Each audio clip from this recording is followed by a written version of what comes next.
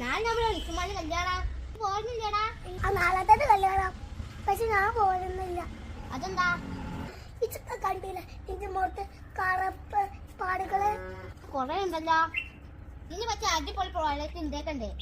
ഏതാഴ്ച എംബിസിന്റെ കസ്തൂരി മഞ്ഞൾ. ഇത് 100% ഓർഗാനിക് കസ്തൂരി മഞ്ഞളാണ്. ട്രൈ ചെയ്ത് നോക്കടാ. ചെമ്പീസിന്റെ കസ്തൂരി മഞ്ഞൾ അടിപൊളി സ്മെല്ലുണ്ടോ?